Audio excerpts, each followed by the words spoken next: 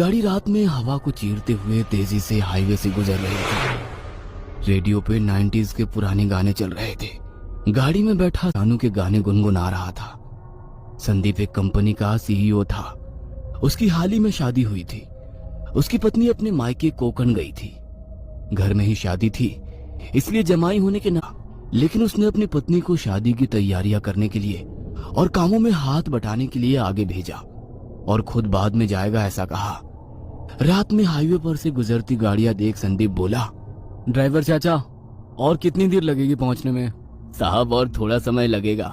तब तक आप झपकी क्यों नहीं ले लेते? मैं कुछ देर बाद आपको उठाता हूँ। संदीप हाँ में सर हिलाते हुए सोने की कोशिश करता है। कुछ समय बाद उसकी आंख लग जाती है। कुछ देर बाद ड्राइवर चाचा संदीप को उठाते हैं और बोलते हैं, साहब, मुझे भूख लगी है। मैंने घर से निकलते समय ही मेरी बहन को कॉल किया था और उसे खाना बनाने के लिए कहा था। यही पास में ही उसका घर है। क्यों ना आप भी मेरे साथ आ जाओ और खाना खा लो। नहीं चाचा, मुझे भूख नहीं है। मैंने निकलते समय ही कुछ खा लिया था। आपको अगर भूख लगी हो तो आप जाइए, मैं यही गाड़ी में बैठता हूँ। नहीं साहब, ये जगह ठीक नहीं है। आप एक काम कीजिए ना, आप मेरे साथ चलिए। अगर आपको भूख नहीं है तो आप मत खाइएगा, लेकिन सिर्फ चलिए। नहीं चाचा, मैं यहीं रुकूंगा।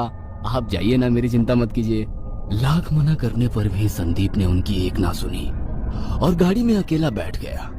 जाते वक्त ड्राइवर चाचा ने संदीप से कहा, साहब, आप यहाँ बैठ तो रहे हो, लेकिन जब तक मैं नहीं आ जाता तब तक आप गाड़ी का दरवाजा नहीं खोलना और शीशे भी चढ़ा लेना।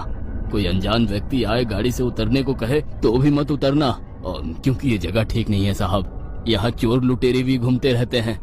संदीप ने उनकी बात मानकर गाड़ी के शीशे चढ़ा लिए और गाड़ी को अंदर से लॉक किया। अब संदीप गाड़ी में अकेला ही था। हाईवे पर दोनों तरफ घनी झाड़ियां थी। संदीप अब थोड़ा बोर होने लगा। अरे यार, बोर हो रहा हूँ, ऊपर से यहाँ रेंज भी नहीं है। अब वो टाइम पास के लिए फोन में सेव किए हुए गाने हेडफोन्स लगाकर सुनने लगा। कुछ समय बाद उसकी नजर गाड़ी के साइड मिरर पर पड़ती है। वहाँ एक छोटी लड़की हाथों में गुड़िया लेकर खड़ी उसे दिखाई देती है।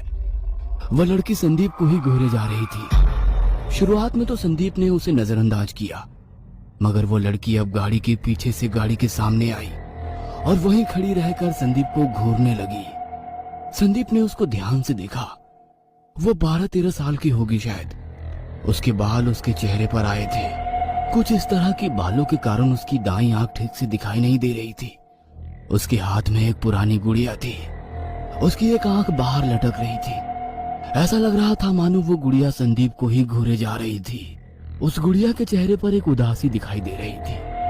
हाथों में गुड़िया लिए उस बच्ची की गर्दन थोड़ी बाईं और मुड़ी हुई थी। उस छोटी बच्ची के चेहरे पर एक डरावनी हंसी थी। संदीप को तो शुरुआत में लगा ये लड़की यहीं की रहने वाली होगी, लेकिन कुछ देर बाद उसे एहसास हुआ कि इतनी रात में कोई माता पिता अपनी लड़की को बाहर क्यों छोड़ेंगे। उसने उस लड़की से ध्यान हटाने के लिए अपने फोन में देखने लगा। तभी वो लड़की जो गाड़ी के सामने खड़ी थी, अब वो संदीप के बाजू वाली खिड़की के सामने खड़ी हुई और संदीप को नीचे उतरने के लिए इशारा करने लगी और उसे डरावनी तरीके से घूरने लगी। वो लड़की बड़ी अजीब तरह से गाड़ी के चारों ओर चक्कर मारने लगी। उसके इस बर्ताव के कारण संदीप को थोड़ा डर लगने लगा। पहले तो संदीप को लगा कि वो लड़की रास्ता भटक गई होगी, इसलिए वो उससे मदद मांग रही है। क्यों ना इस लड़की के नीचे उतरकर मदद की जाए। लेकिन उसी समय उसे ड्राइवर चाचा के बताए हुए शब्द याद आए, साहब, कुछ भी हो जाए लेकिन गाड़ी से नीचे नहीं उतरना।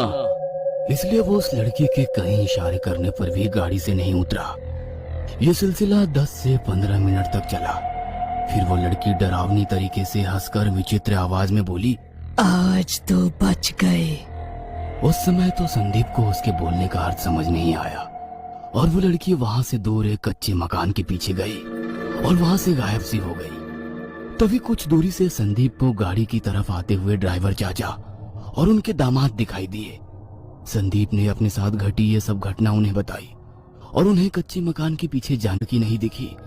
तभी ड्राइवर चाचा के दामाद बोले, आप बहुत भाग्यवान हो साहब, क्योंकि मुझे नहीं लगता ये कोई लड़की होगी, क्योंकि इतनी रात में यहाँ छोटी बच्ची कैसे आ सकती है, और यहाँ आसपास 2-3 घरों के अलावा कोई घर भी नहीं है। जितना मुझे पता है उन 2-3 घरों में भी कोई छोटी बच्ची नहीं है। यहाँ बहुत से एक्सीडेंट भी होते हैं साहब। अक्सर इस हाईवे पर कई लोगों को वो लड़की दिखाई देती है और लोगों से मदद मांगती है, और जो भी उसकी मदद करने के लिए नीचे उतरता है वो शायद ही जिंदा बचा हो, क्योंकि पुलिस को दूसरे दिन यहाँ केवल गाड़ी मिलती है। लेकिन वह शख्स जिसने नीचे उतरकर मदद करनी चाहिए, उसका कोई नामो निशान नहीं दिखाई देता है। यहाँ से गुजरने वाले कईयों को ये बात पता है साहब। मुझे तो लगता है ये कोई आम बच्ची नहीं होगी, अमानवीय शक्ति होगी जो आपको गाड़ी से बाहर निकालने का प्रयास कर रही थी, क्योंकि ये अमानवीय शक्तियां आग, लोहा, कांच, इन सभी चीजों से दूर रहती है साहब। ऐसा कहा जाता है अगर आप नीचे उतरते या फिर गाड़ी का कांच नीचे करके उसकी मदद करते ना, तो ना जाने आपके साथ क्या होता साहब, ना जाने क्या होता। भगवान का शुक्र मनाइए कि आप गाड़ी से नीचे नहीं उतरे। देखिए, आप दोनों यहाँ से जल्द निकलिए। हाँ, निकलते हैं।